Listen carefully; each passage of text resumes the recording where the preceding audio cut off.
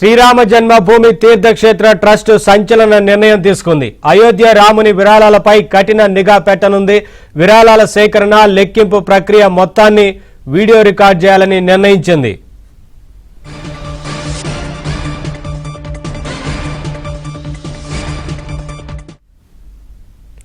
Updates మా Delhi bureau chief Krishna అందిస్తారు.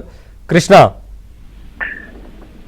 నవీన్, అయోధ్యలోని శ్రీరామ్ జన్మభూమి తీర్థ క్షేత్ర ట్రస్ట్ ఏదైతే భక్తులు సమర్పించే విరాళాలు, అదేవిధంగా లెక్కింపు ప్రక్రియను మరింత పారదర్శకతను పెంచేందుకు అత్యంత కఠినమైనటువంటి భద్రతా చర్యలు చేపట్టింది.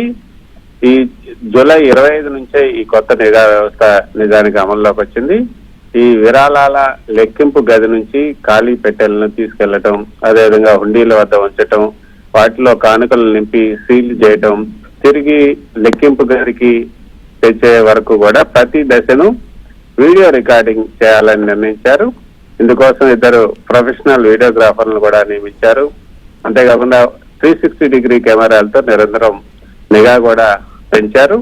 ఈ బృందంలో 2 బ్యాంక్ ఉద్యోగులు, 2 ట్రస్ట్ ప్రతినిధులు, 2 ప్రైవేట్ సెక్యూరిటీ సిబ్బంది, అదేవిధంగా ఇతర నిర్దేశిత సిబ్బంది కూడా ఉంటారు.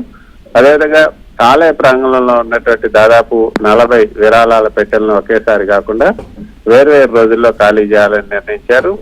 నింపినటువంటి హుండీ పెట్టెలు లెక్కింపు గదికి చేరుకున్న తర్వాత స్టేట్ బ్యాంక్ ఆఫ్ ఇండియా అధికారులు వాటిని సీల్ చేస్తారు.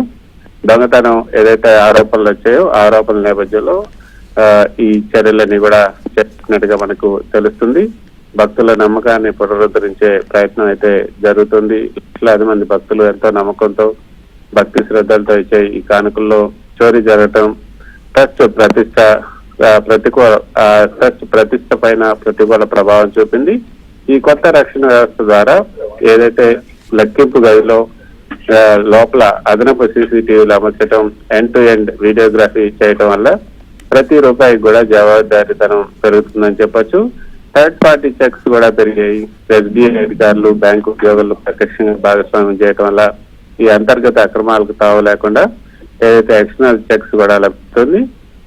మరోపక్క ఏదైతే మహంత్ దినేంద్ర వ్యాస్ కూడా దీనికి సంబంధించి మాట్లాడుతూ అడ్మినిస్ట్రేషన్ కఠినంగా ఉంటే దొంగతనాలు దానంతర అవే ఆగిపోతాయి, కాబట్టి కఠిన నిర్ణయాల ద్వారా భవిష్యత్తులో ఇలాంటి ఘటనలు పునరావృతం కాకుండా అడ్డుకోవచ్చు, అరికట్టవచ్చు అని కూడా ఆయన ఆశాభావాన్ని వ్యక్తం చేశారు.